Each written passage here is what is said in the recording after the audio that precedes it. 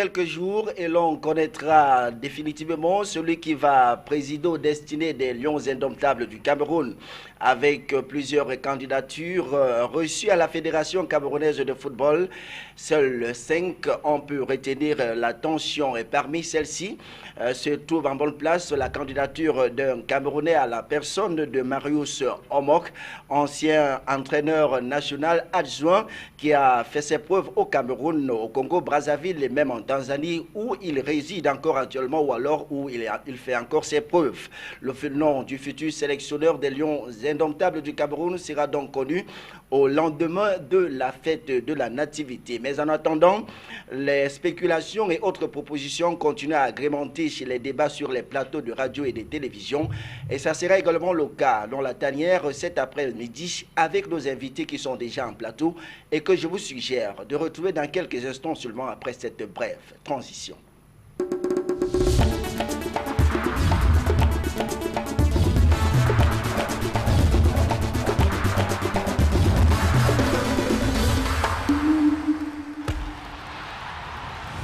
Ils sont donc deux à m'accompagner sur le plateau de la tanière cet après-midi. Le premier invité, c'est Femba Tadja. Il est manager sportif. Femba Tadja, bon après-midi et bienvenue sur le plateau de la tanière. Bon après-midi et bon après-midi à tous les téléspectateurs.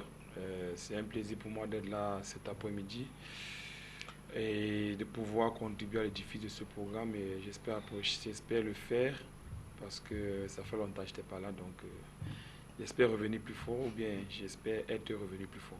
Eh bien, vous faites bien de le dire, hein, ça faisait très longtemps qu'on ne vous avait plus reçu sur ce plateau. C'est un retour en force, c'est donc tenter de dire. Merci d'être là cet après-midi. Juste en face de vous, c'est notre, on ne le présente plus, c'est un habitué de ce plateau, Gérard Martin Ekani. Lui, il est analyste sportif.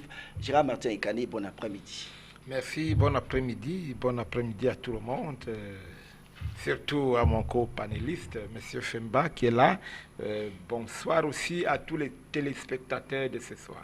Très bien, on va immédiatement entrer de plein pied dans le programme de cet après-midi en parlant d'abord de bodybuilding pour dire que le championnat du monde de bodybuilding a donc eu lieu il y a quelques jours du côté de l'Italie et c'est un Camerounais qui en est sorti vainqueur de ce championnat. Il s'agit bien sûr de Hervé Famoué et le Camerounais qui est en vacances, en congé au pays est donc arrivé il y a quelques jours.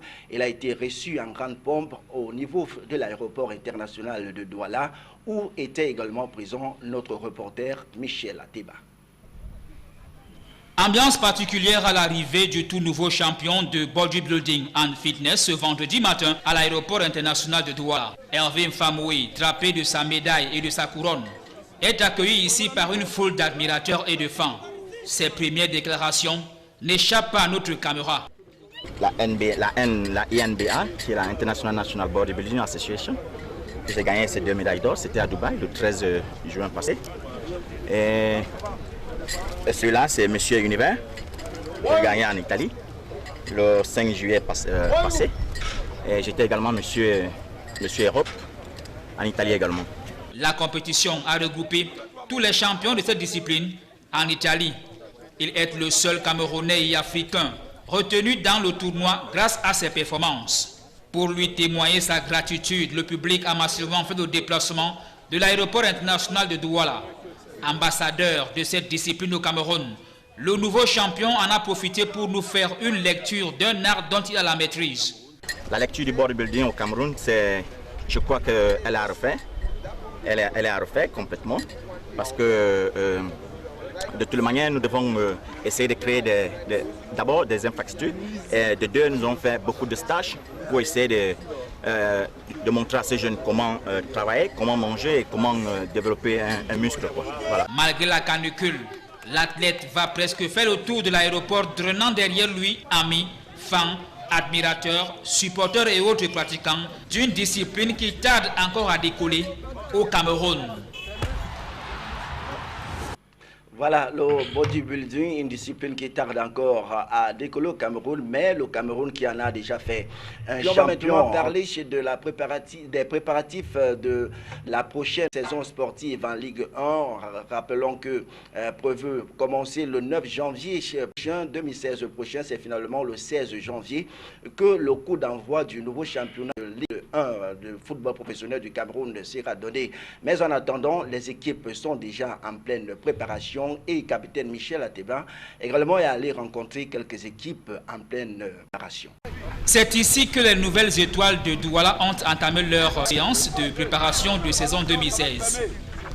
Le terrain SICAM de Douala, loin du confort, sert tout de même de cadre à cette formation, troisième en championnat l'année dernière. Je pense que nous avons, n'est-ce pas, bien réussi notre rentrée. La première séance, il y avait un effectif de 22 joueurs. Elle s'est bien déroulée. Nous continuons, n'est-ce pas, en deuxième séance aujourd'hui, en attendant les petits réglages. Les séances d'entraînement sont pour le moment menées ici par un collège d'entraîneurs stagiaires. Le club n'a pas encore renouvelé le contrat de son entraîneur principal, Anissem Bargafoui. Mais côté joueurs, quelques recrues sont arrivées cette année. Par exemple, Sanessi à Coton, il y a Moudou d'APGS, il y a Dikaro de Botafogo, il y a Ounofade de Panthère de Banganté et Njimwe qui sort de Dragon de Yaoundé. Africain, sélection sportive. L'équipe va jouer la Coupe de la Confédération africaine de football. Sur les installations du centre d'accueil des mineurs de Bepanda, où Botafogo travaille, l'ambiance ici est celle des recrutements. Sinclair Boumtier, l'entraîneur des gagnants de but de Botafogo, travaille avec 7 jeunes keepers, des joueurs de champ. Ils sont presque une cinquantaine qui frappent à la porte de la formation. Nous sommes en phase de recrutement, mais toujours est-il dit qu'il y a les hommes ciblés qui sont là. Et nous pensons que le travail est déjà fait en amont. Et maintenant, pour les maths, nous essayons de voir si nous pouvons trouver une perle rare là-dedans. Nouvellement recruté, Maurice Pondo a un objectif bien précis. Je prends une équipe telle que Botafogo qui a fait de très bons résultats l'an dernier. Et étant accompagné du coach qui a laissé ses griffes, il va falloir que ensemble, moi et mes collègues, nous retirons les mêmes espoirs. C'est-à-dire d'abord maintenir le club, aller plus loin en championnat et également à la Coupe du Cameroun. Avec sa nouvelle formation cette saison sportive, il ambitionne faire mieux son prédécesseur. Très bien, pendant que la prochaine saison sportive 2016-2017 se prépare donc du côté de la Ligue de football professionnel du Cameroun, il faut dire que pour ce qui est du tournoi de session en Ligue 2, on connaît déjà les 3 clubs qui ont obtenu leur ticket pour la montée en Ligue 2 pour ce qui est de la nouvelle saison qui va donc débuter dans quelques semaines seulement. Il s'agit bien sûr de PWD de Bamenda, de AS Fortuna, c'est un club du centre et bien entendu de Stade Renard de Mélon, représentant de la région du littoral. Femba Tchadja, est-ce qu'on peut déjà dire un mot pour tous ces 3 clubs qui ont obtenu leur montée en Ligue 2? Je pense que c'est une très grande fierté, surtout pour PWD Bamenda qui avait fait déjà près de 12 ans en division inférieure. Et revenir, c'est une équipe mythique qui a marqué quand même l'histoire du football camerounais à une époque, et même quand elle était remontée, elle était quand même l'une des rares équipes à avoir fait 6 matchs sans défaite. Elle avait fait aussi un très bon parcours lorsqu'elle montait. Donc je pense que c'est une très bonne chose pour la région du Nord-Ouest qui aura 2 équipes en Ligue 2 et avec une équipe mythique comme PWD, ça peut davantage grainer des gens et des foules dans les stades, c'est ce que nous recherchons. Maintenant, à côté de cela, il y a 2 nouvelles équipes. Stade Renard, qui est une jeune équipe qui était l'année dernière, n'a pas pu passer, mais cette année passée, qui a en son sein des gens et des personnes qui mettent assez de moyens, qui a une très bonne organisation. C'est des initiatives à encourager. Et enfin, Fortuna, il y a une équipe qui est dans le même projet qu'APGS, avec en sa tête Mignala Roger, qui est le président, qui fait dans le foot jeune. Et foot jeune, après, il est passé au foot business. Donc, il ne fait que récolter ce qu'il a créé, parce que Fortuna a vu passer beaucoup de bons joueurs également. Jacques Zoua, on a vu Vombeo, il y a eu beaucoup de joueurs qui sont par Fortuna.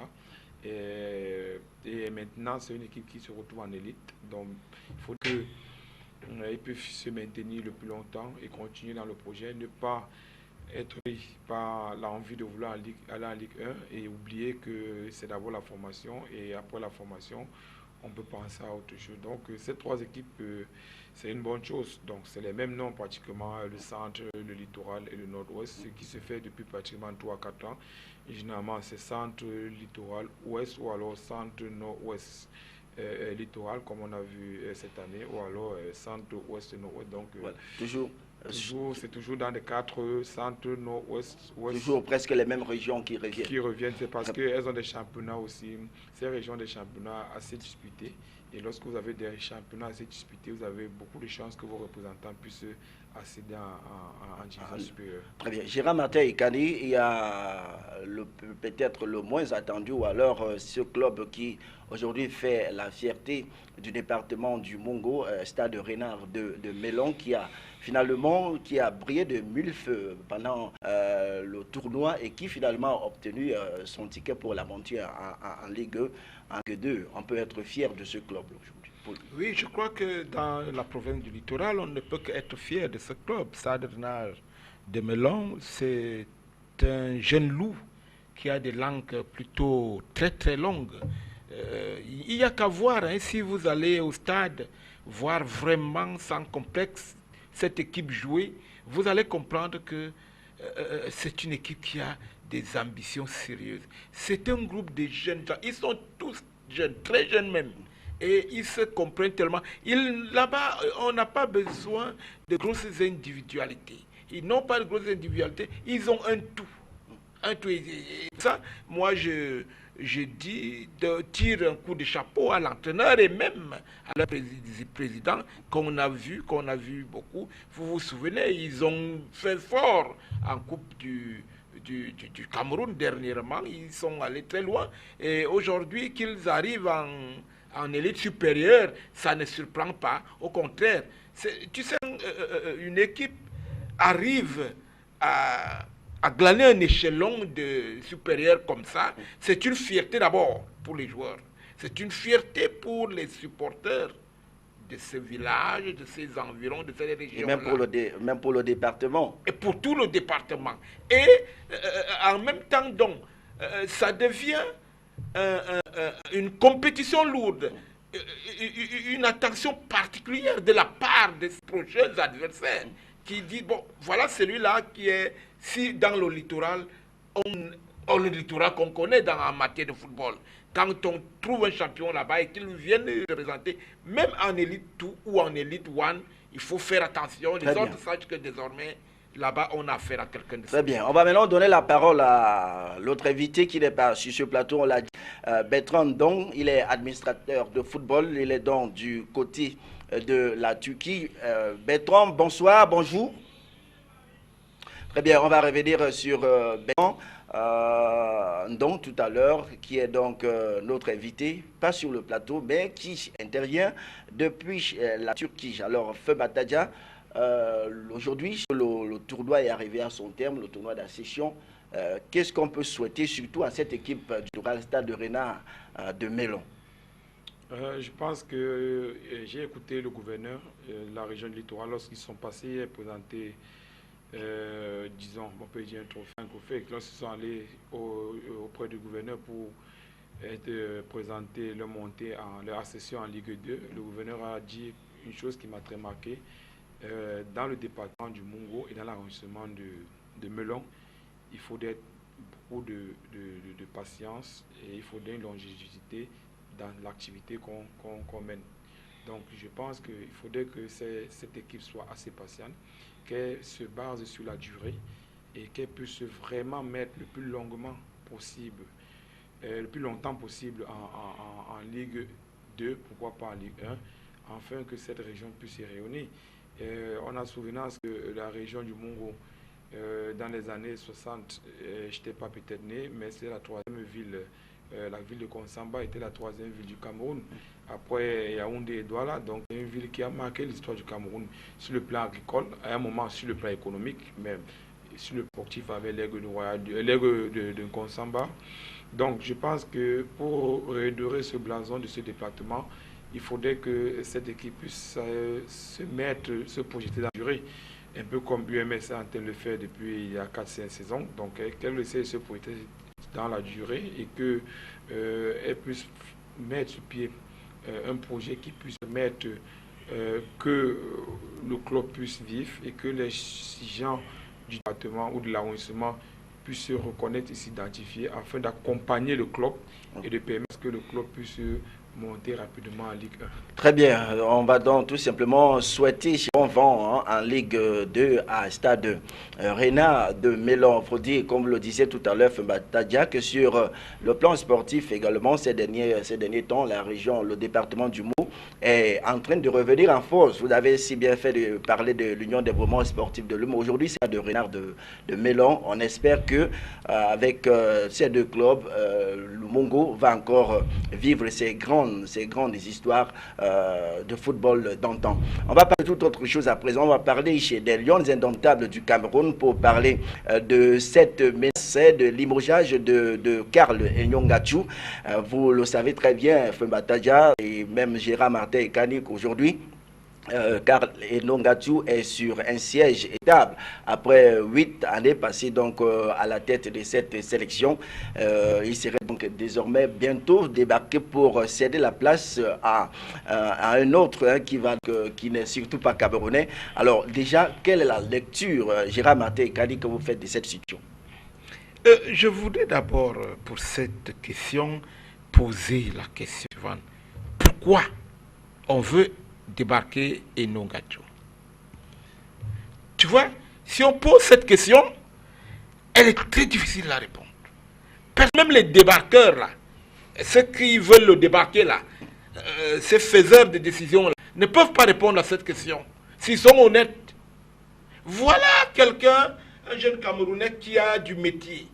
Voilà un entraîneur suffisamment qualifié, qui s'est fait de l'expérience, qui s'est fait un nom, qui a hissé le nom Cameroun à un échelon, à une place qui n'était pas attendue, en tout cas pour l'instant. Il a été au haut niveau des championnats africains, il est arrivé au haut niveau mondial. Oui. Lui d'ailleurs, les Lions indomptables ont pu accéder au deuxième tour de la Coupe du Monde. Tour de la Coupe du Monde dernière. Oui. Hein? Pour leur première participation. Enyongachou n'a jamais demandé de l'argent qu'on lui paye ça. Est-ce que vous savez que ce gars, il payait le taxi, le transport à ces joueuses-là? De sa poche, je le connais particulièrement même.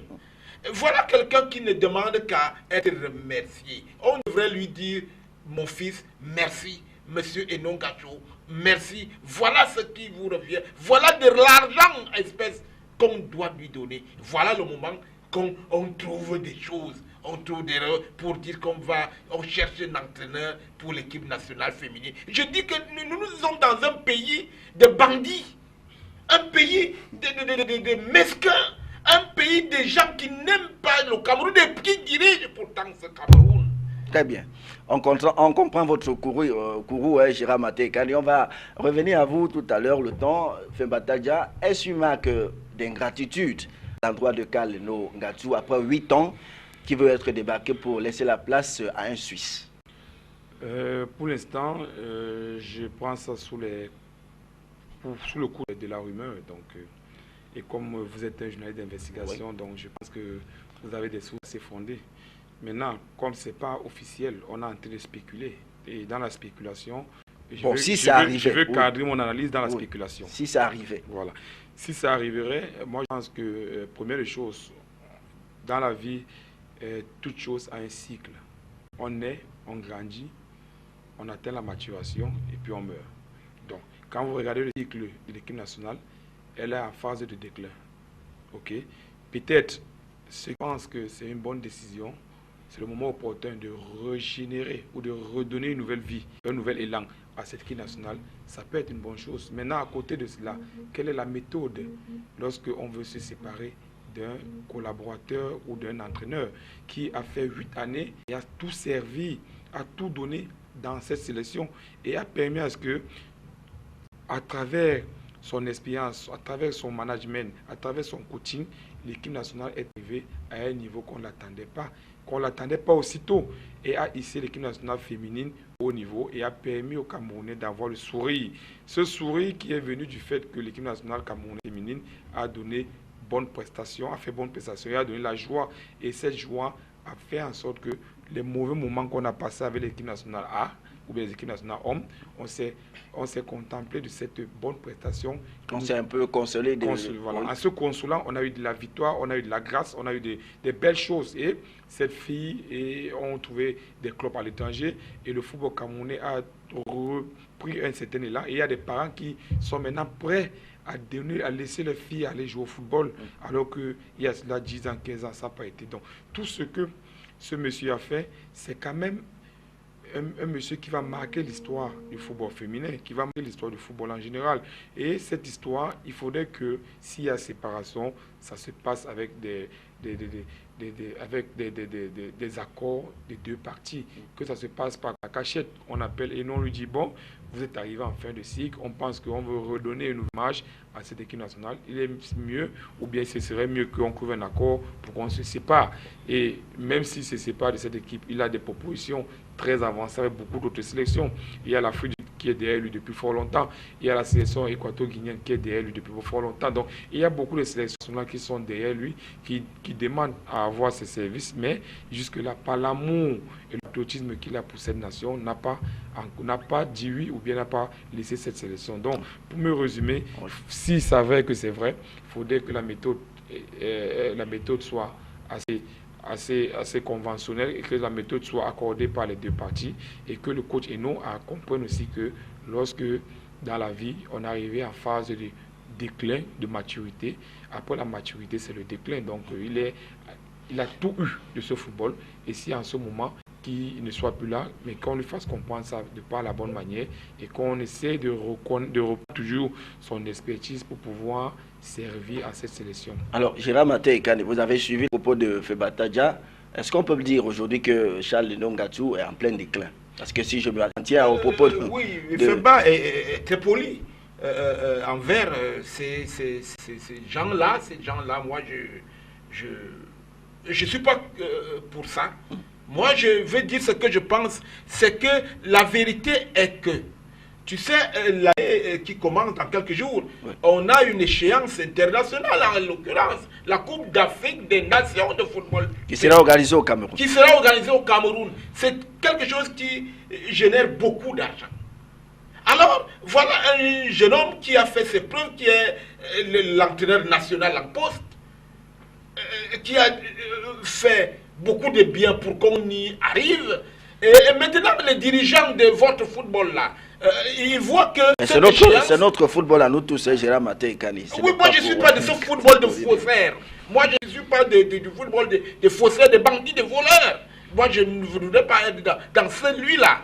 Hein? Alors les dirigeants là, ils veulent maintenant aller prendre un blanc qui n'est certainement pas plus bon que Enon Gachou et à qui on va proposer 20 millions. On va lui signer ici, on va vous donner 20 millions. Et par derrière, on dit, bon, les 20 millions que tu as signés là, tu n'en as 12, hein. Les 8 c'est pour nous aussi, tu sais que c'est nous qui t'avons pas. Le pauvre blanc qui n'a même rien fait, je ne sais pas où, il viendra signer pour des millions, il prendra la moitié et eux ils vont se partager le reste. C'est ce qui se passe dans notre pays. Et on oublie. Pourquoi ne pas donner les 20 millions aux Camerounais? C'est la même chose qu'ils veulent faire pour les lions indomptables garçons. C'est la même chose. Tu vas voir. Va voir, tu es journaliste d'ailleurs, d'investigation en plus. Oui. Va voir lorsqu'ils vont nommer ces entraîneurs-là, va interviewer ces entraîneurs-là à deux, dans le couloir, sans micro, sans caméra. Il faut te dire. Vraiment. Et moi, je déplore ça. Le chef d'État crie cette histoire tout le temps. Hein? Cette histoire de corruption. Pourquoi on peut vivre éternellement? Pourquoi on veut nous faire vivre éternellement? J'ai cru que quand cet homme-là, on l'appelle comment là, qui a tout manigancé pour y arriver, je croyais qu'au moins quand il arrive dans cette faute, il va changer ces mauvaises manières qu'il connaît. Et on en revient sur les mêmes choses. Je crois que non. Si le football du Cameroun doit grandir, il faut enlever ce genre de personnes, ce genre d'idées. On vous a compris, Gérard Maté et Kani Fembatadja. Quelle récompense, même s'il arrivait aujourd'hui que Nongachu parte de cette sélection féminine, alors quelle récompense est-ce qu'il ne pourrait, quelle pourrait être la grande récompense que le Cameroun pouvait lui donner, si ce n'est également d'accompagner cette équipe à cette Coupe d'Afrique des Nations de football que le Cameroun s'apprête à organiser? Il ne faudrait pas qu'on ait la mémoire courte. Il y a des sélections mondiales dans lesquelles l'entraîneur a remporté les titres et la prochaine compétition n'a pas été. Donc ce n'est pas une histoire seulement du Cameroun. On ne le fait pas parce qu'on n'aime pas Enongachu. J'ai dit, si un exemple à si vous comprenez que dans la vie, il y a un cycle. Donc Enongachu arrivé en fin de cycle. En fin de cycle. Moi, je prends ça comme ça. Moi, je parle parce que je parle avec toute intensité. J'ai tellement d'affinité avec Onengachu. On a tellement d'affinité. Je dis, il arrive en fin de cycle. Fin de cycle, pas parce qu'il est mauvais entraîneur.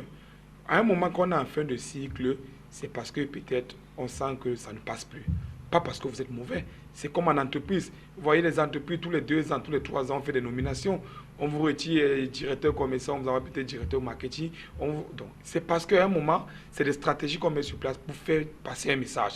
Donc, la récompense pour moi, c'est que un monsieur qui a tout donné pour une sélection, pour les sélections féminines, parce qu'il a commencé d'abord plus bas, il a commencé chez les cadets, fini, il a géré toutes ces sélections à un moment pour longtemps. C'est quand même de chercher à comprendre comment est-ce qu'il a fait pour arriver à ce résultat. C'est ce que nous, on devait chercher à comprendre. Nous, les acteurs du foot et la fédération devaient chercher à comprendre quelles ont été les méthodes qu'il a utilisées pour arriver à ce résultat. Malgré la précarité des moyens, malgré la préparation bâclée et les mauvaises conditions dans lesquelles cette équipe, l'environnement pourri et malsaine. Un football féminin qui ne se joue pas. Oui. Donc, quelle était la posture, quelles étaient les postures qu'il a utilisées? C'est comme ça qu'on pense ailleurs dans d'autres fédérations.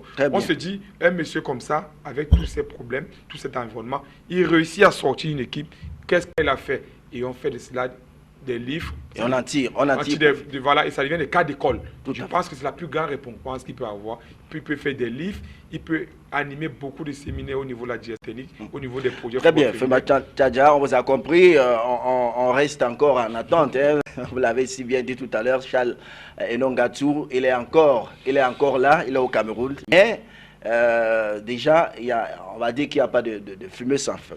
Alors, on va rester en football pour parler maintenant de de cette actualité brûlante au niveau de la Fédération internationale de football association, c'est la FIFA, de ce que l'on pourrait qualifier de FIFA Gate, on va le dire. Michel Platini et Joseph Sepp Blatter ont été reconnus coupables de conflits d'intérêts et de gestion déloyale et donc ont été suspendus pour 8 ans de toute activité liée au football, tant sur le plan national qu'international. Rappelons que la décision a été rendue publique lundi dernier donc par la Chambre de jugement de la Commission d'éthique de la Fédération internationale de football. Fembatadja, première réaction à chaud. Oh, je suis surpris. Hein. C'est ça la mafia. Dans la mafia, on ne trahit pas les secrets. Dans la mafia, on accepte les coups et lorsqu'on encaisse des coups, on essaye de tromper la vigilance du prochain ou du vis-à-vis. Et la mafia, c'est à quel niveau? La mafia, c'est pour dire qu'il y a eu des deals entre Sepp Blatter et Michel Platini. Et dans ces deals, il y a Michel Platini qui n'a pas respecté ces deals et a voulu mettre en avant, a voulu ternir l'image de Sepp Blatter.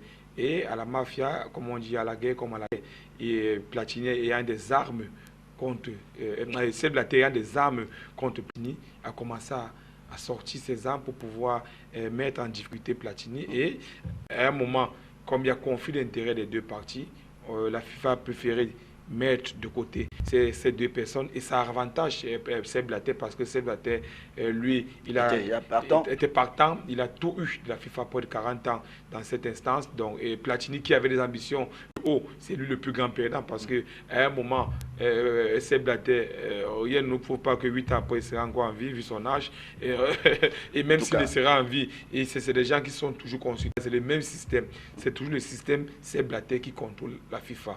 Donc maintenant, plus loin, c'est nous dirons que les États-Unis veulent contrôler la FIFA parce que c'est l'une rare organisation mondiale qui n'est pas contrôlée par les États-Unis. Il faudrait aussi le biais, parce que les États-Unis contrôlent tout, que ce soit l'ONU. Donc c'est l'une des rares organisations mondiales qui ne soit pas contrôlée par les États-Unis. Les États-Unis ont vu que de par le football, on peut gérer le monde. Parce que quand vous voyez la Coupe du Monde, vous voyez tout ce qui se passe derrière la Coupe du Monde, derrière la mobilisation du football. Et comme cette gestion l'échappe, elle a commencé à infiltrer la FIFA pour pouvoir la contrôler. Donc, c'est les deux analyses qu'on peut faire à chaud sur la réaction, sur la situation qui se passe à la FIFA. Jérôme Maté Kadi, on va s'intéresser encore à ces suspensions, mais intéressons-nous un peu plus maintenant sur cette commission d'éthique qui est parvenue à mettre le doigt là où ça fait mal en suspendant le président de l'UEFA, Michel Platini. Alors, est-ce qu'on se pose la question de savoir aujourd'hui quel genre de force, de puissance une telle commission peut avoir, déjà pour ce qui est au niveau mondial, au niveau international. Et est-ce que si c'était en Afrique, est-ce qu'on aurait eu le courage, cette commission d'éthique, de suspendre un président? C'est là le véritable débat. Je crois que la démocratie, c'est ça aussi. Cette commission, elle a été mise sur pied à la FIFA sous l'ère de Blatter lui-même, qui connaît bien que cette commission existe et qui ne savait pas si bien faire en l'accordant là-bas. C'était pas l'affaire des autres. La commission d'éthique, c'est pour tout le monde. Il faut sans exception. Sans exception. Même le président, vous pouvez être là. Alors lorsque vous mettez quelque chose sur pied, il faut savoir vous éloigner de ça, ne pas être à l'abri de ça en tout cas. Et c'est ce que je crois que si les Africains gagneraient à voir ce genre de commission, si nous aussi on avait quelque chose comme ça dans notre FECA, je crois que ça nous donnerait beaucoup de résultats aussi. Et même à la CAF, il faut, je crois que si tant que ça existe, parce que payer comme le truc que vous appelez épervier là, dans notre pays. C'est pas un truc, c'est l'épervier, opération épervier. Opération. Voilà. L'opération épervier qui est au Cameroun, c'est pour tous les Camerounais. Quand vous êtes alors ministre en poste et qu'on vous dit de signer, parfait, il y aura épervier, oui, vous acceptez, vous ne savez pas que épervier c'est pour tout le monde. Et lorsque ça vous attrape, mais qu'est-ce que épervier veut? Des choses comme ça, je crois que c'est salutaire, c'est bienvenu. Ça fait au moins que ceux qui restent, ceux qui ne sont pas encore, pris, sachent désormais attention, à quoi il faut faire s'en attention, il faut travailler bien, il faut travailler pour le bien public, plutôt que de travailler pour des fins personnelles. C'est une décision osée quand même, une commission d'éthique qui parvient à suspendre un président de fédération. Rarement on aurait vu ça peut-être au Cameroun ou en Afrique. Non, c'est pas osé. J'ai parlé tout à l'heure qu'on est dans un système. Et dans le système, on se tient, on se maîtrise. Et lorsqu'on se tient, le système bascule. On bascule avec les hommes du système. Donc, la commission d'éthique a compris que le système a basculé. Et en plein, il faut sacrifier des hommes. C'est la raison pour laquelle, vous voyez, Michel Platini sacrifié, parce que le plus grand père là-dedans, c'est Michel Platini. Et Sepp Blatter n'est pas sacrifié. Sepp Blatter, lui, sort avec une tête assez haute parce que il a fait appel et il ne serait pas surpris que les 8 ans de Sepp Blatter soient revus à la baisse. Donc si c'est revu à la baisse, ça veut dire que plus du Mao du lot, il peut encore être consulté à la FIFA pour des affaires purement stratégiques. Donc je dis, c'est une bonne chose, c'est des réformes de la FIFA. La commission éthique, c'est la dernière réforme de la FIFA qui a été adoptée et validée par l'Assemblée générale et a été mise sur pied. Maintenant, est-ce qu'en Afrique, on pourrait arriver à ce genre de choses? Je dis oui. Et même au Cameroun. Au Cameroun, on pourrait en arriver à ce genre de choses. Mais il faudrait que ces décisions qui sont rendues dans cette commission, c'est des décisions qui émanent vraiment de la volonté du système qui dirige cette instance. Donc, cette histoire est connue depuis. Il aurait fallu que Michel Platini essaie de mettre l'affaire dehors, qu'elle se saisisse de cette affaire, mais alors qu'elle est connue depuis. C'est une affaire qui date depuis 1999. Voilà, c'est pas aujourd'hui que cet argent a été transféré ou bien cet argent a été octroyé à Michel Platini. Donc c'est une affaire qui est connue depuis. Maintenant, elle tranche véritablement parce qu'à un moment, il faut sacrifier les hommes qui veulent nuire au système. On a constaté que Michel Platini veut nuire au système, il faut le sacrifier. Oui, mais et en le sacrifiant, il faudra accompagner avec des gens pour que ce soit... On peut quand même se poser la question de savoir pourquoi maintenant, ça fait de 99 à aujourd'hui, ça fait quand même très longtemps. Mais, Pas sorti, non, il fait juste une précision. Rapidement, et mais puis on va... c'est maintenant parce que Platini a fait une sortie médiatique, a dit que la FIFA ne veut plus à sa tête des voleurs, la FIFA ne veut plus à sa tête des bandits. Alors que lui-même, il en est un autre. Très bien. Donc c'est tout. S'il ne fait pas cette déclaration, ça devait y avoir sortir. Voilà, on attend donc le 5 janvier prochain pour savoir désormais le sort qui sera définitivement réservé à Michel Platini. On va parler de toute autre chose maintenant. Nous restons toujours dans le football pour parler de cette réunion du comité exécutif de la Fédération camerounaise de football qui s'est tenue jeudi dernier du côté de Yaoundé.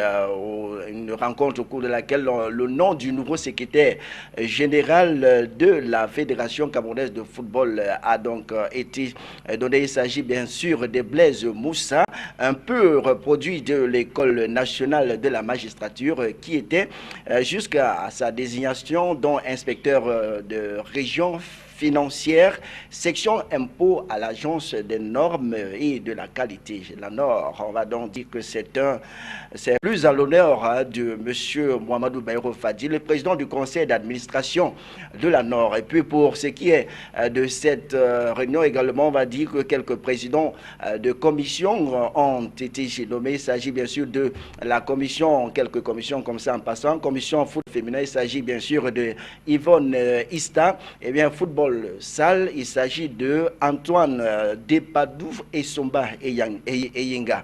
Voilà, et puis pour ce qui... c'est ce même jour, lors de la tenue de cette réunion du comité exécutif, que la liste des postulants donc au poste de sélectionneur des Lions indomptables du Cameroun a été envoyée par la commission ad hoc en charge de l'analyse des candidatures aux membres du comité exécutif de la Fédération camerounaise de football FEBA-Tchadja. Ceci nous permet donc d'entrer dans le débat de ce jour pour quel entraîneur pour les Lions indomptables du Cameroun. Mais avant, on va vous proposer cet élément que nous propose Michel Ateba. Selon une source interne à la Fédération camerounaise de football, le nom du futur entraîneur-sélectionneur pourrait être dévoilé de manière officielle le 26 janvier prochain. La même source indique qu'une shortlist de 5 noms a été retenue par la commission en charge de désignation du futur technicien et son adjoint. Les noms des Français Claude-Marie Leroy, Hervé Renard et Didier Six reviennent avec insistance. Mais il y a aussi le Serbe Milovan Rajevac, bien connu au Ghana. François Omambiyi compléterait la liste des 5. Tous les candidats seront auditionnés avant le recrutement du futur coach. Le nom de l'heureux technicien sera rendu public le 26 janvier 2016, à en croire nos sources. En pole position, le Serbe Rajevac Milovan et le Français Claude-Marie Leroy. Ils sont donc encore 5 sur la shortlist. Il s'agit bien sûr de J6, Claude-Marie Leroy, Milovan Rajevac, voilà, Issa Serbe, et Hervé Renard, et bien entendu Marius Omok ou François Omambik. Alors, FEBA-Tchadja, voilà les candidats, les postulants au poste de sélectionneur des Lions indomptables du Cameroun. Alors, Gérard Maté et Kadi, ces noms sont là, un seul Camerounais en lice. Que peut-on dire finalement? Quel honneur pour les Lions indomptables du Cameroun? Si je pouvais me prononcer sur ce sujet délicat, je dirais que moi je voudrais pour notre équipe un entraîneur bien sûr qualifié, déjà oui, mais un entraîneur qui a beaucoup de personnalité, parce que nous avons chez nous, dans notre équipe, de gros noms, de gros joueurs. Il faut un entraîneur qui peut s'imposer valablement, véritablement, devant ces gros noms, ces grosses personnes qu'il pourrait sélectionner. C'est Eto'o, c'est Kameni, qui ne sont pas des enfants de cœur. Il faut... c'est pour ça que lorsqu'on disait que Bellinga doit partir, j'avais un cœur à côté, mais un autre cœur dedans. Je disais, bon, peut-être qu'il faut qu'il parte. Et s'il faut un Camerounais, je crois qu'il nous faudrait un entraîneur qui est camerounais, mais qui a le genre un peu comme Oman Biyik, j'ai entendu parler. Je crois que c'est lui qui ferait l'affaire. C'est-à-dire, c'est lui qui peut parler aux professionnels camerounais. Gronder, à moins, au cas où on prendrait le Camerounais.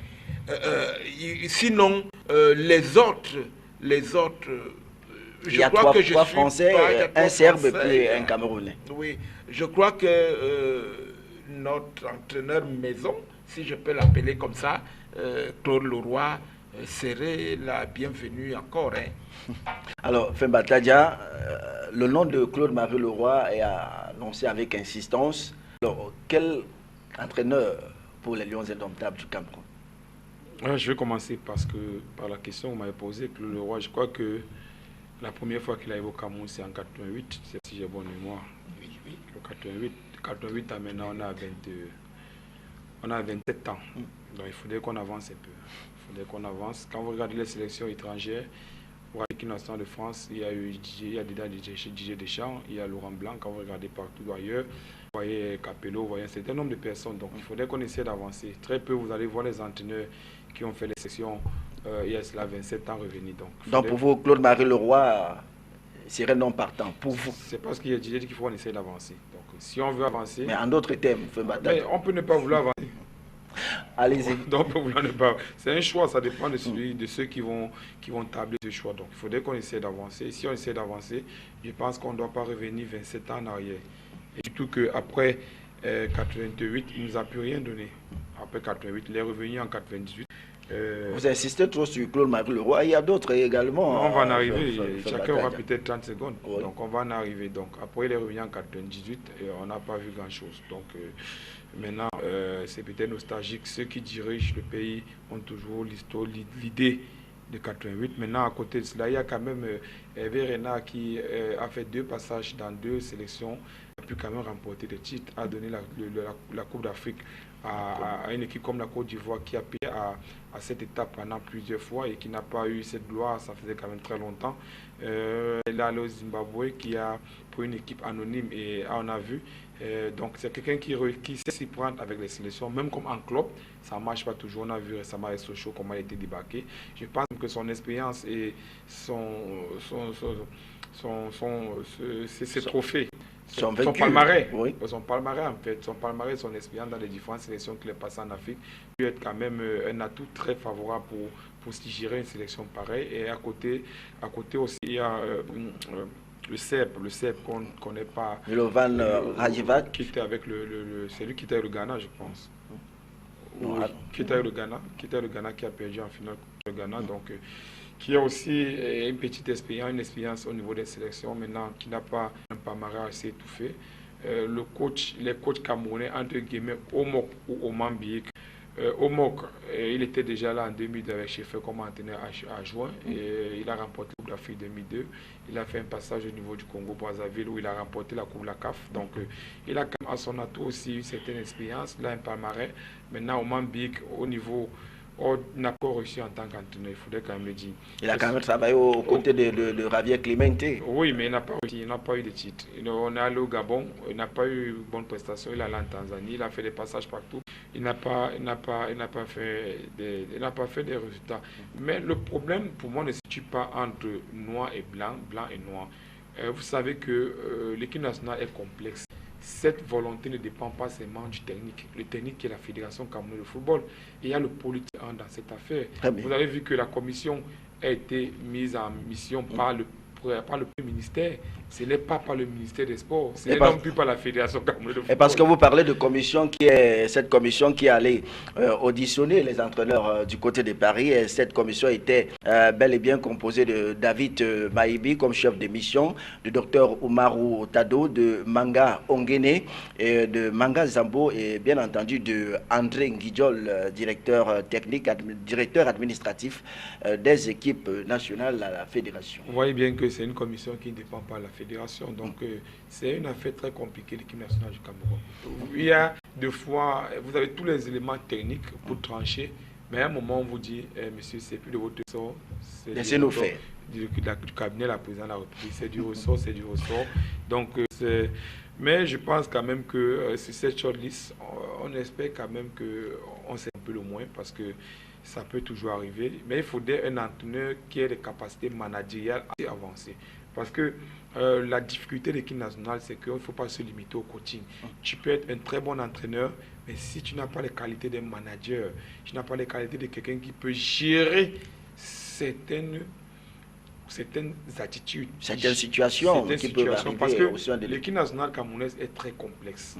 Il y a le problème d'ethnie, il y a le problème d'ego, il y a le problème d'argent, il y a le problème de positionnement, il y a le problème de protéger. Alors, il faut faire avec tout cela voilà, pour comporter, voilà, afin d'avoir une équipe et que même s'il y a des problèmes, au moment où on entre, on défend. On laisse ces problèmes de côté. Ouais, alors, je rappelle hein, pour ce qui est de la short list qui a été donc envoyée aux membres du comité exécutif de la Fédération camerounaise de football. Ils sont 4 à avoir travaillé sur cette short list. Il s'agit bien sûr du docteur Oumarou Tado, il est directeur de sport de haut niveau au ministère des Sports et de l'Éducation physique. Et il y a Jean Mangongé, directeur technique national numéro 1 à la Fédération camerounaise de football. Etienne Sonkin, directeur technique national numéro 2, Manga Zambou, les chefs de cellules juridiques au ministère des Sports et de l'Éducation physique. Alors, Gérard Martin et Kani, bientôt nous allons sortir de ce programme, tirer l'homme de la situation pour les Lions indomptables du Cameroun. En définitive, un blanc, un noir. Je crois qu'on fera encore. Je crois qu'on fera encore avec les deux. C'est-à-dire un blanc à la tête, un noir en second. Je crois que ça sera comme ça. Moi, je le dis, je crois que Claude Leroy sera revenu au Mambik aussi. Febatadja, peut-être pour sortir, pas peut-être pour sortir, dernier mot sur cette short list. Alors, qui est l'homme de la situation? Peut-être un nationaliste, ou alors quelqu'un du territoire, ou alors un expatrié. Avec le conflit d'intérêts, c'est difficile de voir un entraîneur camerounais à la tête de cette organisation. Parce que, je m'explique, conflit d'intérêt, pourquoi? Parce que lorsque un entraîneur camerounais, on le voit mal recevoir par exemple 10 millions de francs par mois, alors que celui qui le paye, les fonctionnaires qui sont en charge du pays, ou bien les mettre en exécution, son paiement sont à maximum 300 000 de salaire. Donc vous voyez que vous avez beaucoup peut-être. Vous avez une fois le salaire de quelqu'un, ou une fois 30 fois, c'est pas évident d'accepter ce genre de choses. Donc c'est difficile de voir un noir à la tête de cette sélection parce qu'on n'a pas encore préparé nos mentalités à accepter qu'un noir peut diriger une équipe nationale. C'est un problème de mentalité. Parce que vous avez si un noir touche 10 millions, on va mal prendre. On dit pourquoi 10 millions? Ici au Cameroun, les fonctionnaires ont combien, les salariés ont combien, les directeurs généraux, le ministre a combien? Pourquoi voulez-vous lui donner 10 millions? Et du coup, on est prêt à donner 4 fois ce que le noir demande au blanc. Parce qu'on a encore ce complexe, entre guillemets, de la peau. Donc, lorsqu'on ne va pas dépasser cette mentalité du complexe, cette façon de penser que c'est la peau, qui te vendue et non les compétences. Et maintenant, ce que je reproche à nos entraîneurs noirs, c'est qu'ils ne savent pas se vendre et ils ne développent pas les qualités de manager. Parce que maintenant, les postes de responsabilité, on regarde quels sont les gens plus aptes à développer les qualités managériales pour pouvoir gérer une équipe nationale. Pour une équipe nationale, vous avez sur peut-être au moins 50 personnes. Quand vous avez il y a 25 à 30 joueurs, sans compter votre staff, vous gérez au moins 50. Et gérer 50 personnes ne nécessite plus seulement les compétences techniques, mais aussi les capacités managériales. Il faut que nos entraîneurs passent à l'école de compétences managériales et s'entourent des gens qui peuvent les accompagner pour pouvoir avoir ces capacités et savoir se vendre. Lorsque nos entraîneurs vont faire cela et nos mentalités seront préparées pour pouvoir accepter qu'un entraîneur noir peut là, on sera prêt à mettre un entraîneur noir. Maintenant, pour les comment alors faire pour briser, parce qu'il s'agit là d'un complexe d'infériorité? Oui, c'est comme on en parle maintenant là, si on en parle constamment, regardez au niveau des directeurs généraux. Il y a cela 15 ans, la quasi-totalité de notre société était dirigée par les directeurs généraux blancs, même les multinationales. Maintenant, on a beaucoup de multinationales, c'est les noirs. Vous allez voir les gens de l'Afrique de l'Ouest qui viennent travailler au Cameroun, vous voyez les Camerounais qui vont en Afrique de l'Ouest. Donc, c'est un problème de préparation de mentalité. Lorsqu'on va en parler pour longtemps, on va essayer de bousculer ces mentalités. Oui, j'espère même que pour ces blancs qui sont là, maintenant il y a beaucoup de paramètres qui entrent en jeu. Le choix peut être au niveau technique. Maintenant, il y a l'offre, quel est le package? Il y a des entraîneurs qui sont là, qui seront peut-être plus chers et le coût ne nous permet pas de les avoir. Donc, très bien, Femba Tadja, on vous a compris. Je rappelle seulement à toute fin utile que d'ici, au lendemain donc de la célébration de la fête de la Nativité, puisque nous sommes déjà, le nom du futur sélectionneur des Lions Indomptables du Cameroun et même bien sûr de son adjoint, ces différents noms-là seront donc connus. Mais en attendant, on attend, on espère que le choix porté sur le sélectionneur va également, même si c'est difficile, faire l'unanimité.